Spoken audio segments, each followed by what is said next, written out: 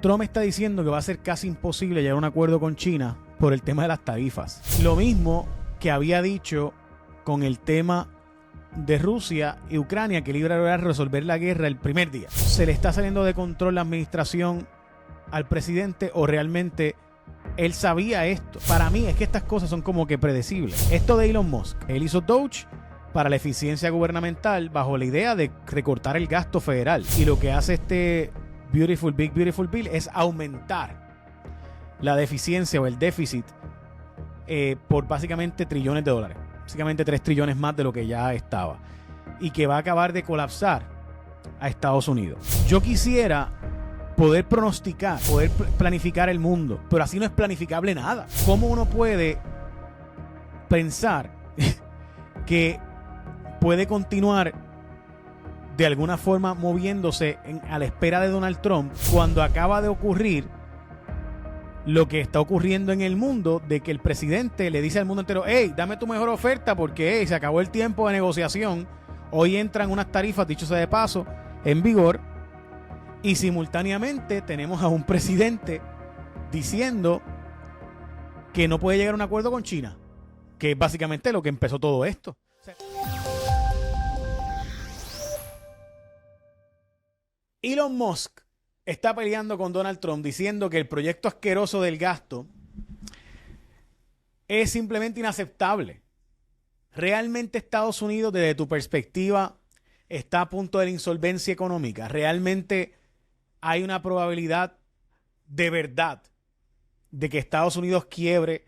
¿Qué ha pasado en la historia? Y aquí aprovecho para tenerte desde la perspectiva de profesor. Cuando en la potencia del mundo quiebra, ¿qué ocurre cuando la moneda de cuño del globo vale menos? ¿Qué ocurre cuando el dólar, si es que en efecto ese día llega, vale menos? Cuando esto ha pasado en los imperios anteriores, que, ¿verdad? El imperio babilonio, la Torre de Babel, el imperio medo, los persas, los otomanos. ¿Qué ocurre cuando los imperios colapsan? ¿Qué mundo surge?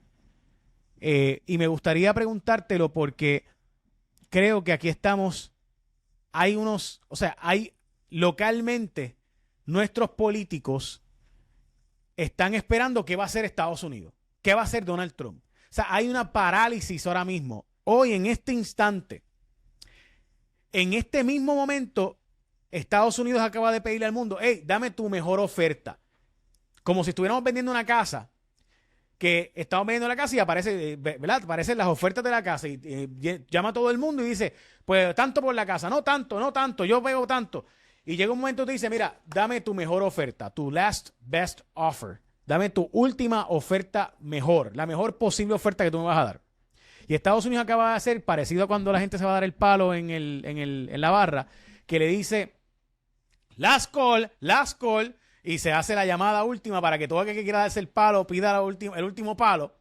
Pues Estados Unidos dice: hey, last call, hoy es el día, envíame tu mejor oferta o te pongo las tarifas aquellas. Nuestros políticos están todos en detente, están en un detente, están detenidos. Como si Donald Trump tuviera marionetas y él estuviera manejándolo con los cordones, y todo el mundo está ahora mismo en parálisis esperando qué va a hacer el Puppet Master, el maestro de las popetas, no sé, de los muñecos. Porque es que no sé, o sea, ¿cómo describir esto?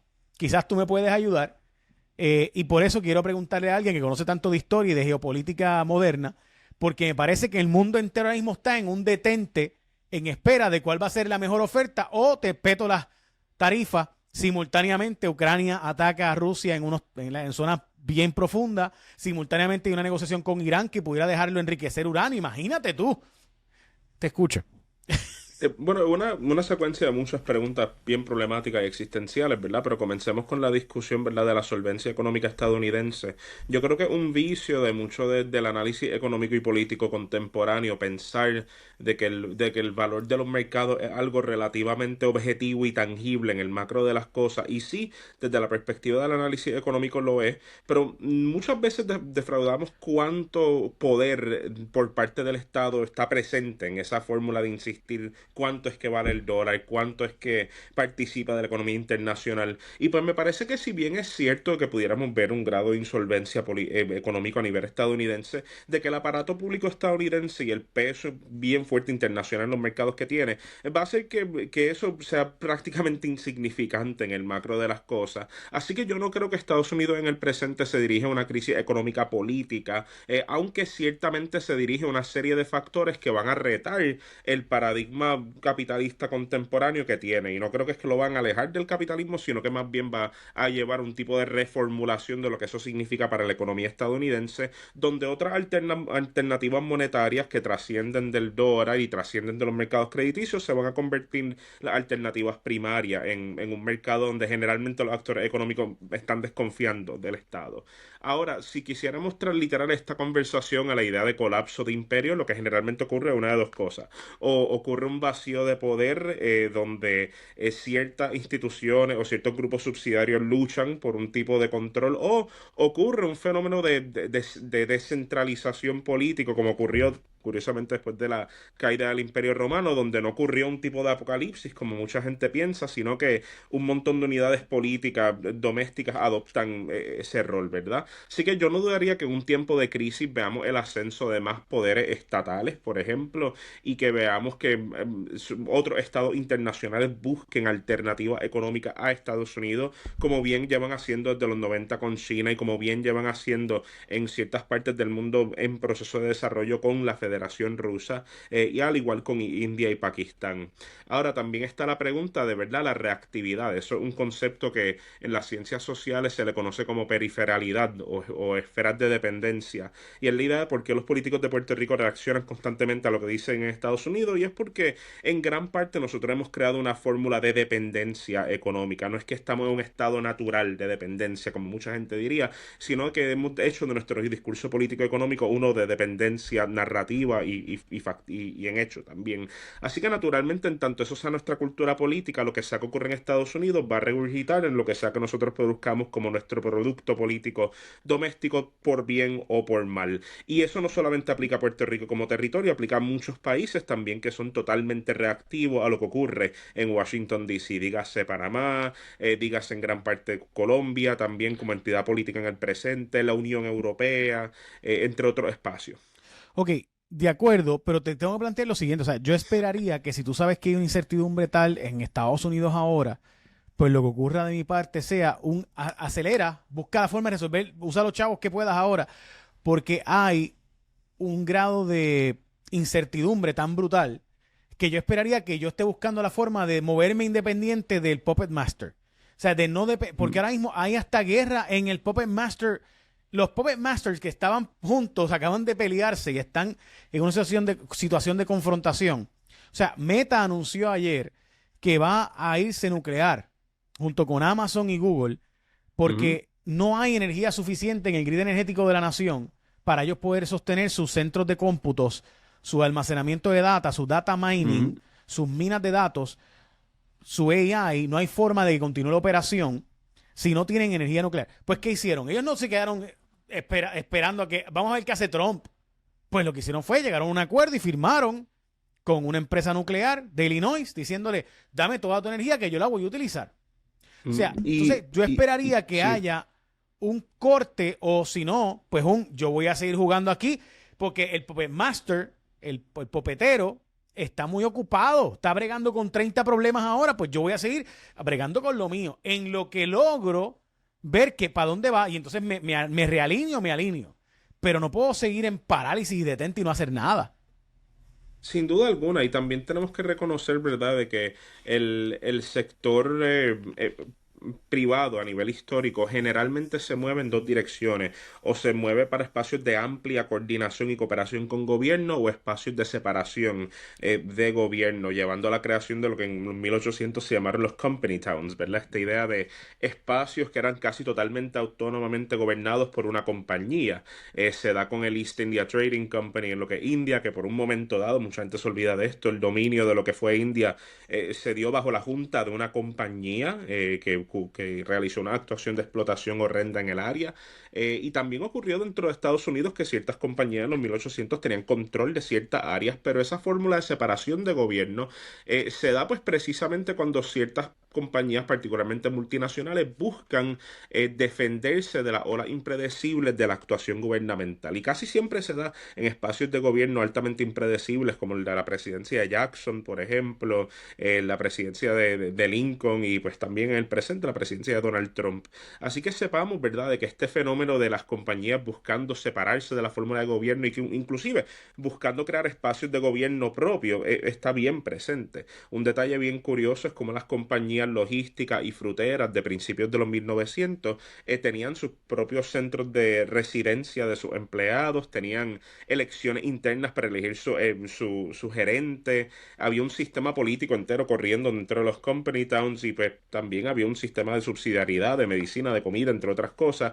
Y pues eso yo creo que es un fenómeno al cual nos dirigimos más en el mundo, por bien o por mal, y es la idea de un tipo de neofeudalismo corporativo. Dígase que ahora muchas compañías están reemplazando el rol del Estado en ciertos espacios, y eso es una pregunta que divide a mucha gente en tanto las líneas libertarias o quizás un poco más progresistas, donde se argumenta que quizás una entidad cuyo incentivo es precisamente la acumulación y expansión de riqueza no necesariamente debería ser la apta para gobernar un espacio, pero también si miramos la fórmula de gobierno también es debatible porque el gobierno generalmente tiene una sola intención y es pues precisamente la acumulación y expansión de poder. Así que son diferentes divisas para la misma intención de dominio, pero si yo tengo una predicción sobre los próximos 50 años, eso es que vamos a ver más espacios gobernados totalmente por compañía en términos de todas las cosas que tradicionalmente le delegamos a gobierno: seguridad, energía, comida, agua, entre otras cosas. Ok, te planteaba y puse unos cuantos visuales del asunto y pongo unos cuantos visuales porque Trump está diciendo que va a ser casi imposible llegar a un acuerdo con China por el tema de las tarifas. Lo mismo que había dicho con el tema de Rusia y Ucrania, que iba a resolver la guerra el primer día. Obviamente, todos sabemos que eso es una hipérbole, pero ¿se le está saliendo de control la administración al presidente o realmente él sabía esto? ¿Por qué? Porque para mí es que estas cosas son como que predecibles. Por ejemplo, esto de Elon Musk. Elon Musk hoy está publicando, ¿verdad? O ayer publicó una serie de tweets advirtiendo de que el gasto está fuera de control y que pues él hizo Doge para la eficiencia gubernamental bajo la idea de recortar el gasto federal. Y lo que hace este Big Beautiful Bill es aumentar la deficiencia o el déficit por básicamente trillones de dólares. Básicamente 3 trillones más de lo que ya estaba. Y que va a acabar de colapsar a Estados Unidos. Yo quisiera poder pronosticar, o sea, poder planificar el mundo, pero así no es planificable nada. O sea, ¿cómo uno puede pensar que puede continuar de alguna forma moviéndose a la espera de Donald Trump cuando acaba de ocurrir lo que está ocurriendo en el mundo, de que el presidente le dice al mundo entero: hey, dame tu mejor oferta porque se acabó el tiempo de negociación, hoy entran unas tarifas, dicho sea de paso, en vigor, y simultáneamente tenemos a un presidente diciendo que no puede llegar a un acuerdo con China, que es básicamente lo que empezó todo esto. O sea, el presidente que empezó una guerra no sabe cómo terminarla. Bueno, tenemos que entender, ¿verdad?, que hay como una serie de resultados mixtos a nivel económico en cuanto a este asunto de tarifario, ¿verdad?, y de arancelario. Hay ciertos países que han respondido de forma positiva mediante el amedrentamiento, ¿verdad?, a la exigencia de la administración del presidente Donald Trump, y en efecto han acomodado su economía a los sistemas arancelarios y tarifarios que Estados Unidos ha buscado imponer, dentro de ellos notablemente los oponentes de Canadá y México en gran capacidad, al igual que Costa Rica, Panamá, Colombia, entre otros estados. Y tenemos otros estados de mayor resistencia, como notablemente la Federación Rusa, y pues por otra parte China, sin duda alguna, los cuales tienen un aparato económico que les permiten el lujo de esa disidencia. Y van a continuarla no tanto por el factor económico, y aquí yo creo que es que viene la parte más importante de la discusión, sino por el factor político que supone. Los países que accedieron a este sistema de arancelario y que ¿verdad? Respondieron con un tratamiento más favorable a Estados Unidos, tienen unas economías que están totalmente ancladas en el interés corporativo estadounidense. Y en tanto eso sea cierto, son parte de la esfera de dominio de los Estados Unidos. Mientras que los otros países que han respondido con mayor, vamos a llamarlo así, rebelión o rechazo a este sistema tarifario arancelario, imponiendo sus propios aranceles, son aquellos que están fuera de ese espacio de dominio político estadounidense. Y curiosamente, ese asunto también tiene que ver con el por qué Estados Unidos y los partidarios del movimiento MAGA están interviniendo tanto en elecciones en Europa y en el norte de África, por ejemplo, buscando que ciertas personas de lo que conocemos como la derecha más autocrática pues salgan electos, porque va a tildar a estos estados como aliados en ese sentido. Así que la guerra que nosotros tenemos en el presente no es una guerra necesariamente económica, una guerra de idioma económico, pero es ciertamente una de influencias políticas. Y si la evaluamos desde la perspectiva económica, pues muchas de estas cosas pudieran verse relativamente absurdas porque las pudiéramos relegar a pensar en déficits y en dinero y en cuantía y cuánta cosa, pero cuando la evaluamos desde el idioma de la política, esta búsqueda de dominio, de control de espacios internacionales van haciendo un poco más de sentido, aunque no son justificables, ciertamente. Así que sí, era predecible que China no iba a de alguna forma u otra acceder a esto y que se iba a problematizar esta relación, lo cual es bien irónico porque a pesar de ser entidades contrarias a nivel político, son aliados económicos primarios. Y es fácil también entender que otros países iban a ceder. Creo que en este mismo espacio, cuando hablamos de México y Latinoamérica hace unos cuantos meses, pues también habíamos dicho que sabíamos que iban a ceder en un momento dado. Así que eso lo que significa es que tenemos una serie de conflictos cuyo idioma es el idioma económico, pero cuya realidad es la política. Y pues sin duda alguna aquí lo que vemos es la consolidación o el rechazo de esferas de influencia a nivel internacional por parte de la administración de Donald Trump. Ok, si tú fueras el asesor local, ¿qué, qué le dirías? O sea, localmente ¿Local a hablando, quién? local me refiero, ¿verdad? En el caso de la gobernadora local y el Ah. gobierno local, o sea, es que está en una situación donde uno esperaría que hubiera acción porque los fondos están Ujú. detenidos. Y lo que ocurre es que no hay acción, al revés, lo que hay es detente.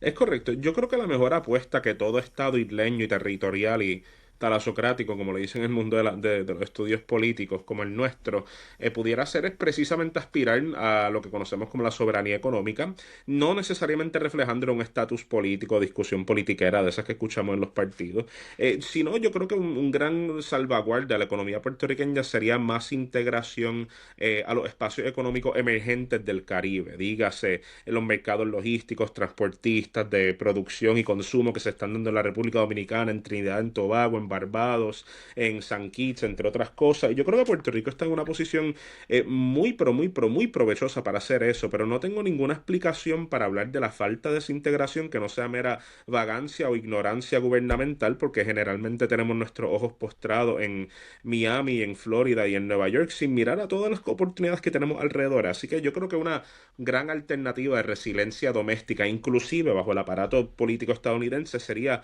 mayor integración a los espacios de desarrollo que están en el presente ocurriendo en el Caribe que nos rodea. Y en esto yo creo que también reflejo lo que en un momento dado dijo Luis Aferré, ¿verdad? Es que la mejor apuesta para que Puerto Rico se integre como Estado, lo que fuese, es precisamente la apuesta de su control soberano de la economía. Pero bueno, en un momento dado creo que bajo Carlos Romero Barceló esa fórmula fue descartada por la de dependencia federal y en tanto nosotros nos sumemos al voto inestable de la dependencia federal, pues sufriremos todas las olas que el mismo voto también tiene, al igual que disfrutaremos de todas las oportunidades que el mismo tiene.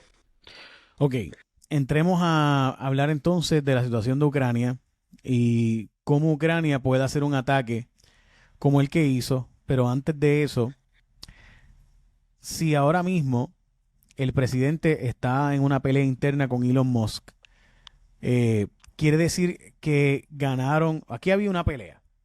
estaban los oligarcas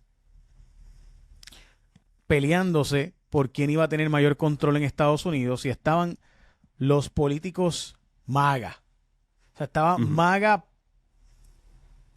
digamos, los Peter Navarro, los Steve Bannon, esa esfera de influencia. Y estaba entonces Elon Musk y los llamados oligarcas de la nación. ¿Perdieron los oligarcas? No sé hasta qué punto decir que han perdido, porque han sacado muchísimo de esta relación.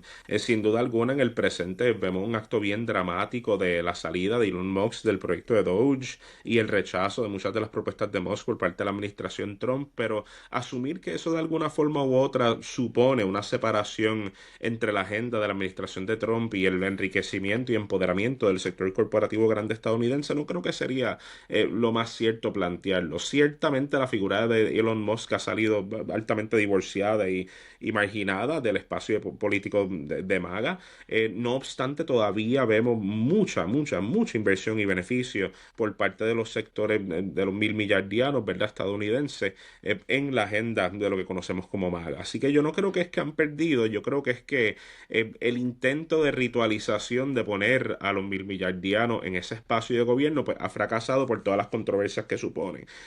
Por otra parte, creo que también en este espacio, cuando hablamos del proceso electoral, de cuando nos dirigíamos a eso, identificamos como habían dos grupos disímiles. Estaba el movimiento ideológico MAGA, que se basa en gran parte en una desconfianza de gobierno, una desconfianza del capital grande, junto con el capital grande que históricamente se ha beneficiado del establecimiento. Y es curioso porque en muchos espacios donde se da esa síntesis de riqueza con una masa amorfa de personas que tienen duda de gobierno, generalmente los gobernantes acaban favoreciendo la masa amorfa. Se da curiosamente en Siria con Hafez al-Assad, cuando él tiene que escoger entre los conjuntos más religiosos del país y los empresarios seculares.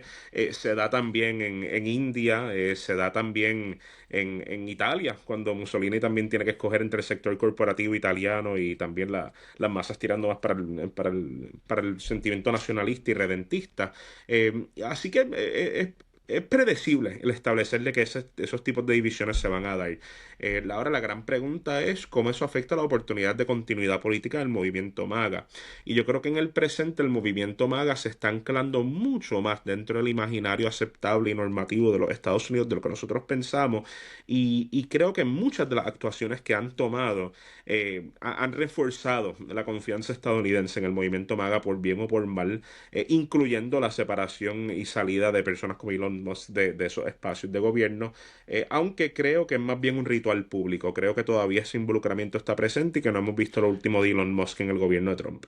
Sí, yo pienso igual. Yo pienso que también Elon Musk está buscando la forma de hacer ver, puntualizar, buscar restablecer su imagen pública, Ujú, y por eso el ataque es al proyecto, no al presidente y al ujú, Congreso, y no a Trump.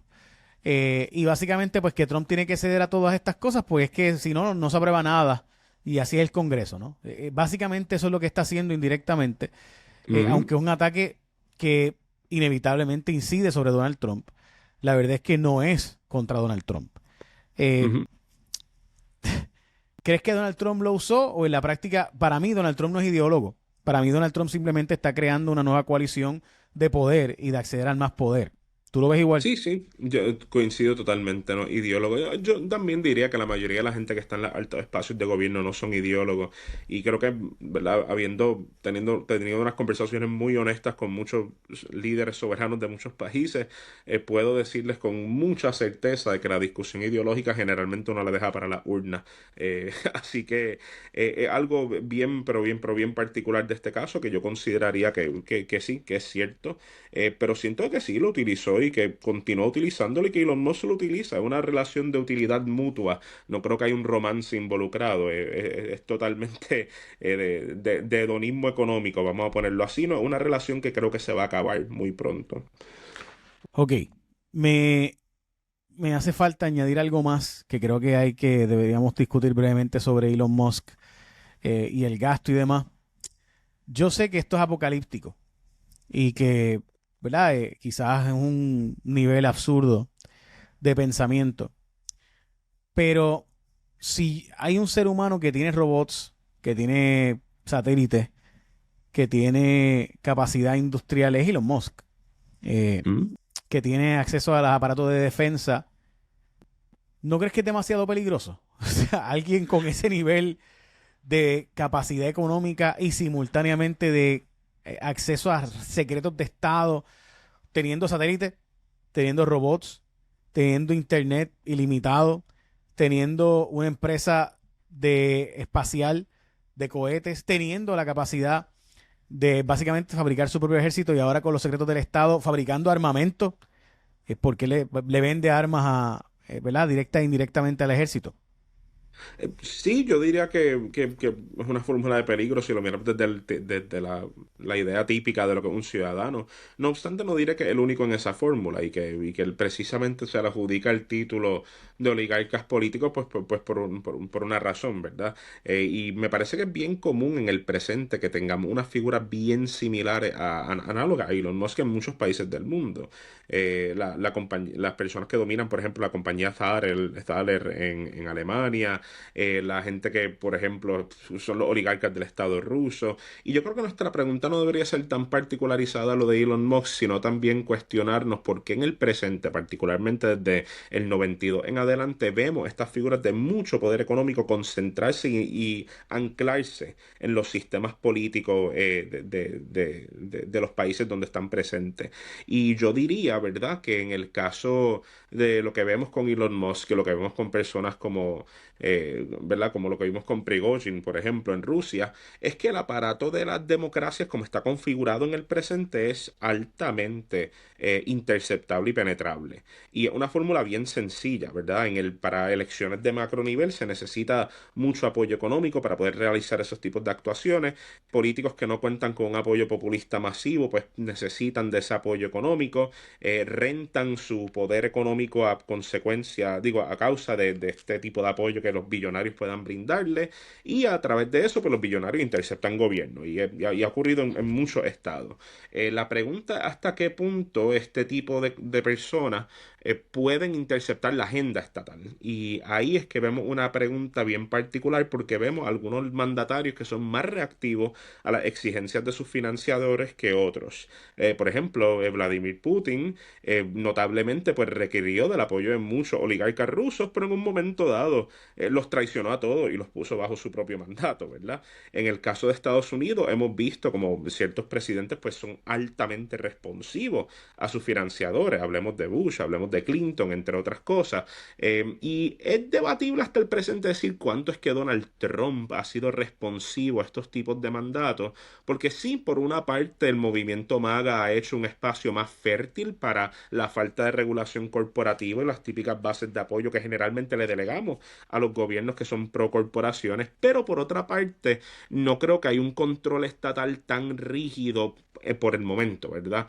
De estos billonarios en lo que conocemos como la agenda ya preexistente que había del movimiento MAGA. Yo creo que lo que crea la ilusión de que en el presente sea el caso es que el movimiento MAGA en gran parte está liderado pues por sus propios cortes de oligarcas que ya tenían su capital y que sin duda alguna han hecho del gobierno estadounidense un botín de guerra, como hemos visto con el Trump Foundation y esos otros tipos de cosas. Ujú. Hay un precedente, y con eso te dejo, ¿hay algún precedente de algo parecido en la historia de Estados Unidos? Porque sí ha habido, Sí, obviamente, la sí, historia de sí. los países, los reyes y demás, pero hay un precedente de este nivel de financiamiento, de nivel de dinero corriendo para las manos de un Ah, presidente. bueno, a nivel de capital, en términos monetarios, pues no, ¿verdad? O sea, ciertamente esta ha sido de las veces que más capital se ha dirigido por vías privadas y vías estatales a lo que conocemos como la presidencia, que es más una institución de lo que es una persona. Pero en términos de práctica, sí, en el pasado sí, notablemente bajo Andrew Jackson, también bajo Buchanan, bajo Calvin Coolidge, entre otras figuras, pues era bastante notable la intervención de personas altamente ricas que después eran recompensadas con una posición de prestigio en gobierno, entre otras cosas. A principios de los 1900, curiosamente, muchas personas que financiaban las campañas presidenciales se le recompensaba con la gobernación de Puerto Rico, la gobernación de las Filipinas, entre otras cosas. La gente se olvida que Puerto Rico tuvo un Roosevelt de gobernador en un momento dado, el cual precisamente llegó a ese ticket por financiamiento político del candidato que había ganado al momento. Así que sepamos, ¿verdad?, que de que este traqueteo, si lo queremos mirar así, lleva desde mucho tiempo. Y yo creo que el cuestionamiento que esto debería involucrar es cómo nosotros podemos reformular la democracia de tal forma que el intermediario del interés político, como nosotros lo conocemos, o el interés politiquero, no esté presente. Y yo creo que hay muchos países como Estonia y Latvia que se han movido en esa dirección, donde han creado procesos democráticos sin los intereses politiqueros en muchas cosas que son experimentos fascinantes, todavía no realizados y todavía no conclusos, pero yo creo que por lo menos la teoría democrática bajo la cual nosotros nos gobernamos requiere de que eventualmente nos deshazamos de los políticos, por bien o por mal. No sé, Sí. algo me dice que ese futuro se ve lejos, pero quizás el AI se encargue de hacerlo por nosotros. ¿Quién sabe? Vamos a ¿Quién ver. sabe? Si llegaste hasta aquí, tú eres parte de la resistencia. Ahora suscríbete. Casi 40 de cada 100 no se suscriben y piensan que están suscritos. Dale subscribe al canal y la campanita. Nos ayudas un montón cuando te suscribes porque hace que el algoritmo empiece a enviarle a otras personas como tú. So, suscríbete aquí en mi canal de YouTube, Jay Fonseca PR.